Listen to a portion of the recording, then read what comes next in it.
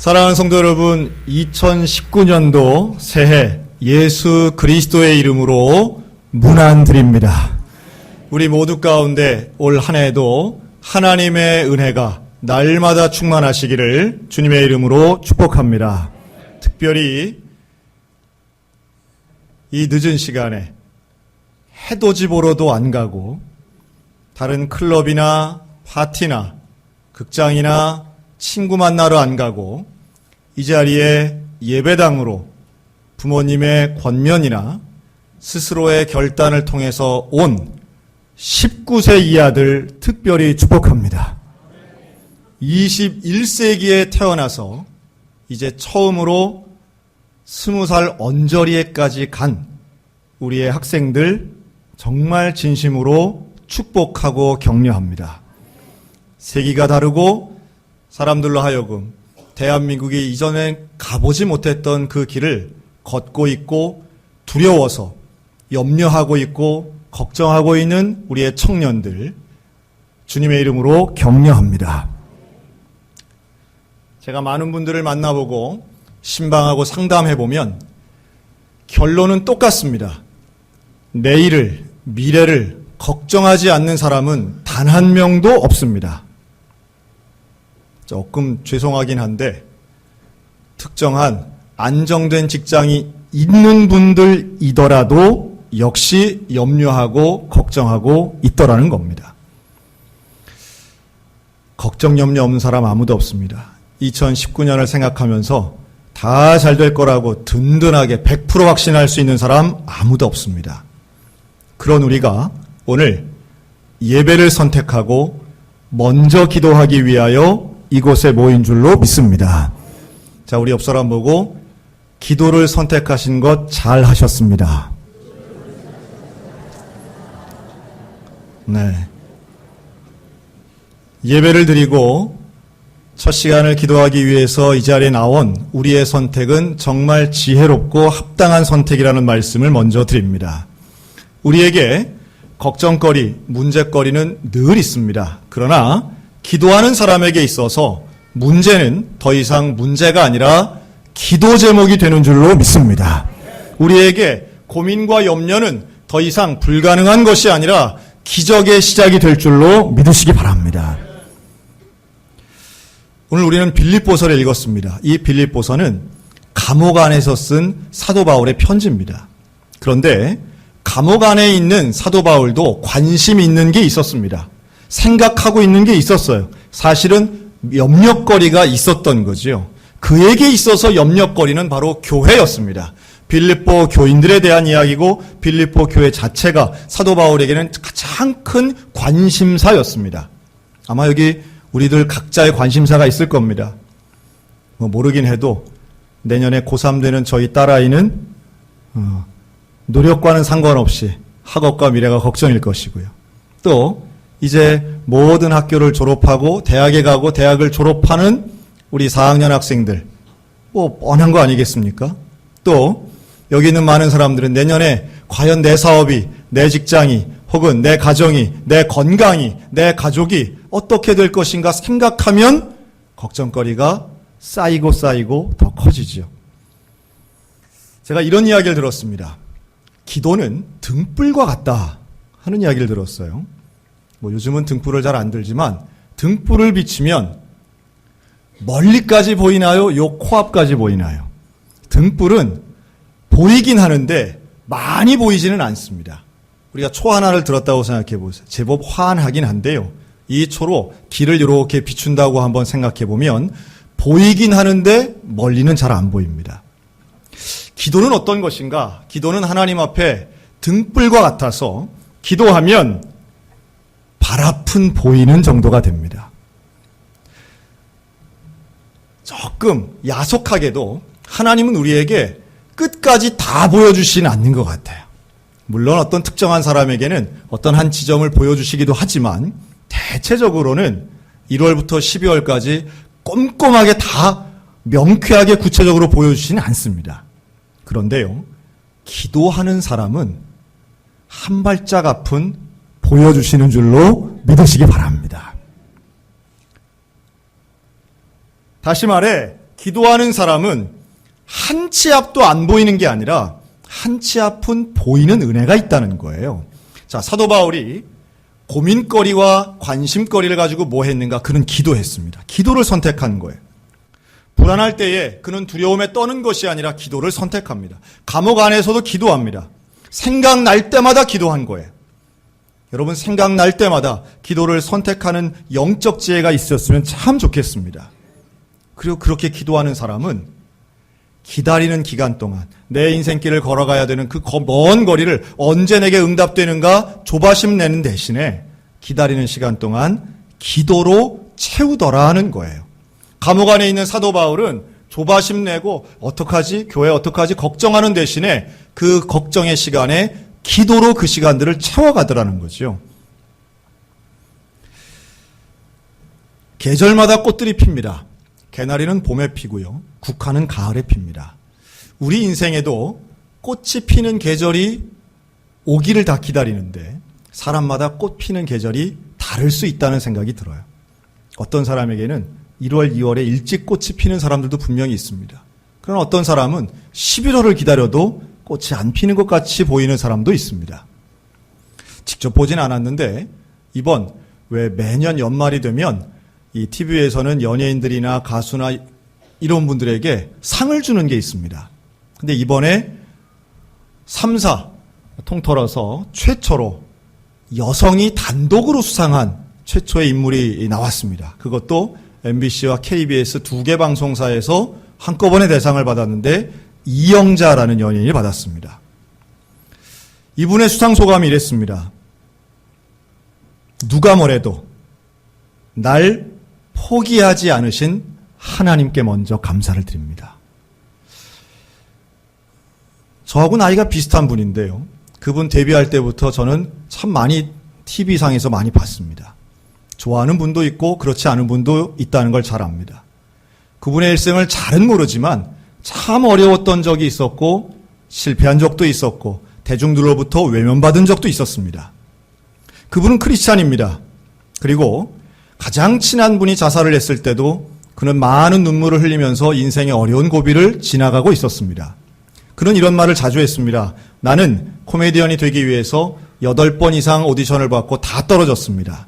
나는 누구도 불러주지 않았던 시절을 지나갔습니다. 그러나 데뷔하자마자 나는 스타가 되었습니다. 그러나 스타가 되고 얼마 되지 않아서 나는 사람에게 배신당하고 돈을 많이 잃어버리고 또 내가 했던 여러 가지 일들이 실패하며 나락으로 떨어지는 경험도 했습니다. 실패를 경험하면서 그는 하나님을 붙잡았습니다. 물론 사람들마다 보는 관점은 다를 수 있습니다. 그가 방송에 나와서 하는 말이라든가 먹는 음식 습관이라든가 이런 걸 보면서 제대로 된 크리스찬이 아니야 라고 비난하시는 분이 혹시 계실지는 모르겠으나 그가 며칠 전 했던 그 놀라운 영광의 고백은 분명히 진심을 담았다고 저는 봅니다. 나를 포기하지 않으신 하나님께 감사합니다. 여러분, 하나님은 결단코 저와 여러분을 포기하지 않으실 줄로 믿으시기 바랍니다. 우리가 기도해야 될 이유는 바로 하나님의 때를 기다리는 믿음이 있기 때문이에요. 하나님은 실패하지 않으시고 하나님은 가장 적절한 때에 우리에게 응답하시는 그런 분이신데 마치 아브라함에게 내가 너에게 아들을 주겠다 하나님 말씀하셨을 때 아브라함 나이는 75세였습니다. 아브라함은 아마도 곧 아들을 낳을 줄 알았어요. 그러나 1년, 2년 시간이 지나면서 마음이 조급해집니다. 결국은 그가 한 10년째 되었을 때 그 조급함을 견디지 못하고 다른 여인을 통하여 아들을 낳았습니다. 그가 이스마엘이죠. 하나님의 때가 언제인지 내가 생각하는 때에 억지로 맞추고 조바심을 내면 결국 인생은 이상한 길로 갈 수밖에 없고 그때부터는 더 큰 시험거리가 날 수 있더라는 거예요. 아마도 새해가 되고 시간이 가면서 조바심 나시는 분들 계실지 모르겠습니다. 왜 나만 안 되나? 왜 나만 뒤처지나? 왜 나는 응답되지 않는가? 왜 나는 완성되지 않는가? 여러분, 그 조바심 나는 그 순간에도 기다리시는 하나님, 마치 가을에 피는 국화꽃처럼, 아니 겨울에 피는 동백꽃처럼 가장 늦은 시간까지도 기다리시는 하나님의 섭리와 하나님의 말씀을 믿음으로 받고 끝까지 기다리는 기도의 성도들 되시기를 주님의 이름으로 권면합니다. 기다림의 시간 동안 기도하면 놀라운 응답은 분명히 있습니다. 그 중에 하나가 바로 무엇이 중요한지를 깨닫는 일입니다. 기도하는 사람은 명확한 것을 발견하는데 그것은 내 인생에 뭐가 제일 중요한가라고 하는 걸 기도하면 기도할수록 깨닫게 된다는 거예요. 이건 참 놀라운 일입니다. 여러분, 사도 바울은 감옥 안에 있어요. 그런데 그가 기도한 것은 감옥을 벗어나게 해달라는 게 아니었다는 것을 주목해 봐야 됩니다. 감옥을 나가는 게 아니에요. 내 억울함이 풀리는 것도 아니에요. 그가 기도한 것은 빌립보 교회 교인들이었습니다. 그리고 그 교회 교인들이 어떤 소식이 있는가가 그의 관심사였고 그 소식은 다름 아닌 너희가 첫날부터 이제까지 복음을 위한 일에 참여하고 있는 것, 그것을 위해 기도했고 그 응답을 가지고 기뻐한 것이 사도 바울이었습니다. 저도 마찬가지입니다. 저도 우리 소양교회에 저는 관심이 참 많습니다. 저는 우리 소양교회 교인들이 다 잘 되었으면 좋겠습니다. 다 복받았으면 좋겠습니다. 전부 다 합격할지어다. 전부 다 부자 될지어다. 저 소원이 그래요. 저 마음이 그래요. 정말 다 부자 되셨으면 좋겠고 다 건강하셨으면 좋겠고 그냥 다 성공했으면 다 좋겠어요. 그런데요, 그런 것 위에 가장 중요한 게 있습니다. 저는 우리 교회 교인들도 많았으면 좋겠어요. 헌금도 많았으면 좋겠어요. 맨날 매년마다 막 교인이 막 팍팍 늘어나고 헌금도 막 팍팍 늘어나고 하면 좋겠어요. 그러나 그것보다 더 중요한 게 있습니다. 그것은 우리가 복음을 위한 일에 참여하는 것입니다.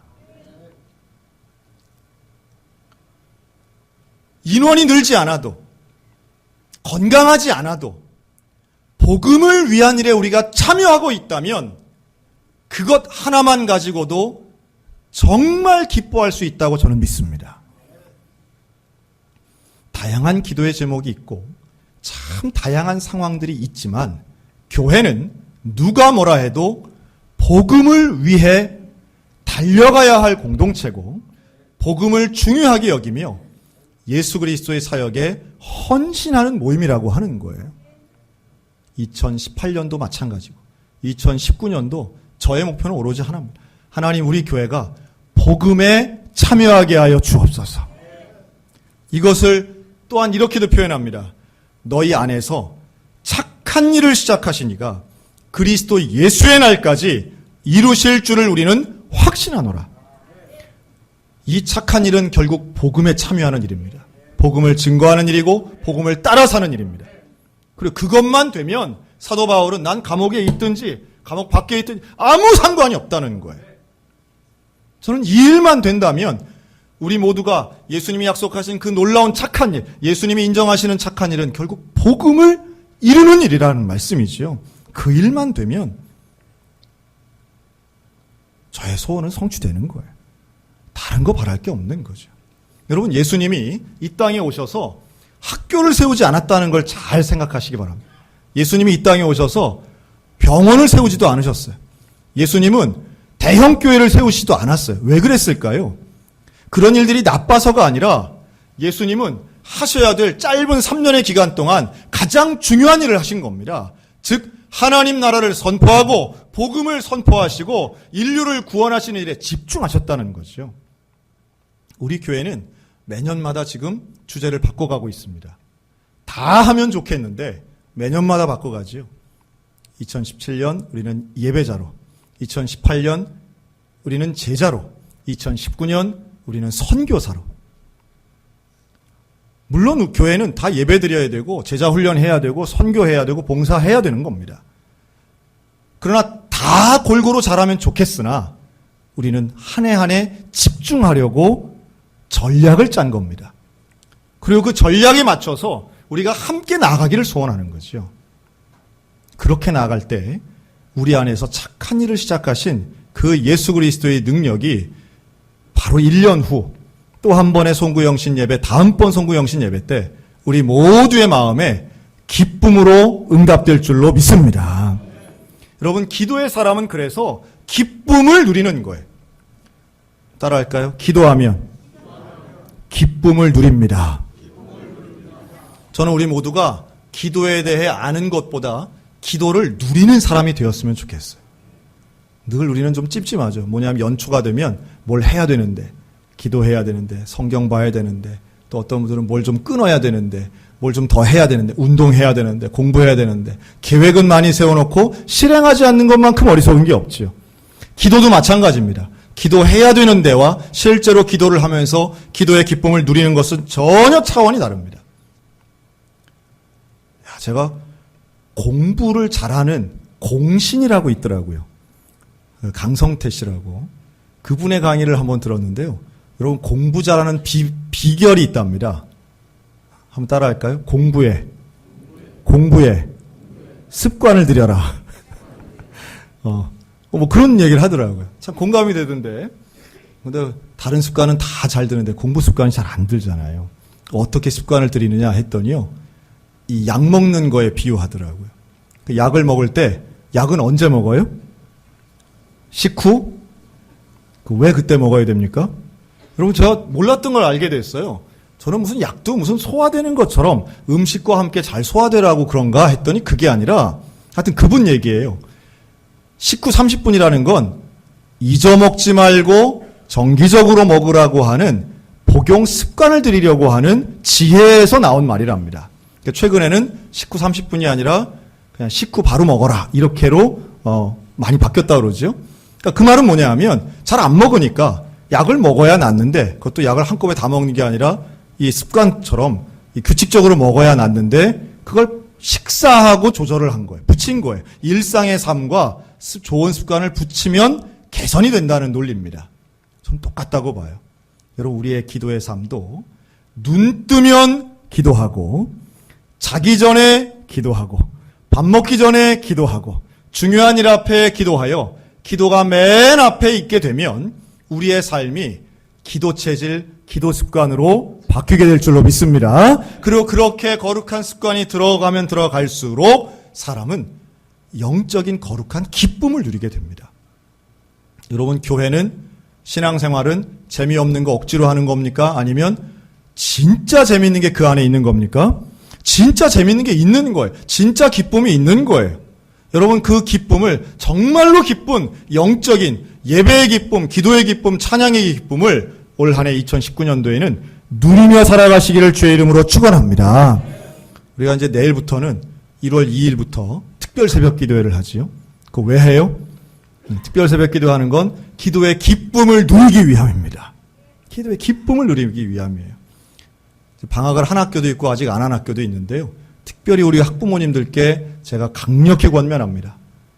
1월 2일, 3일, 4일 이 3일 동안 2000년 이후에 태어난 아이들을 데리고 오면 2000년 이후에 태어난 아이들을 데리고 오면 하나님의 특별한 은혜가 임하도록 제가 강하게 기도하겠습니다. 제가 열심히 기도하겠습니다. 자녀들에게 새벽 기도의 경험을 함께 누리게 해주는 그런 영적인 부모가 되셨으면 좋겠어요. 특별히 집이 멀수록 더 큰 은혜가 임할지어다. 날이 추울수록 더 큰 은혜가 임할지어다. 어려움과 불가능이 있을 더 많을토록 우리가 새벽에 나올 수 없는 이유가 더 많으면 많을수록 더 큰 은혜가 임했으면 좋겠어요. 왜 옥중서신이 우리에게 감동적이냐 하면 사도 바울이 감옥 안에서 썼기 때문 아니겠습니까? 그가 강력한 정말 견디기 힘든 고난의 연속이었지만 그 속에서 빌립보서는 끊임없이 기쁨을 이야기하는 거예요. 고난 자체가 좋을 수 없어요. 그러나 하나님을 만나고 기도하는 사람은 그 속에서 위대한 기쁨을 분명히 누릴 수 있다고 확신합니다. 저는 그 기쁨이 올 한 해 우리 가운데 누려졌으면 좋겠습니다. 이것을 외면하지 마시기 바랍니다. 포기하지 마시기 바랍니다. 하나님 앞에 먼저 기도하고 생각날 때마다 기도하고 포기하지 않고 기도하여 무엇이 중요한지를 깨닫고 또한 하나님이 약속하신 놀라운 기쁨을 소유하고 누리는 우리 모두 가운데 하나님의 은총이 임하시기를 주님의 이름으로 축원합니다. 아멘.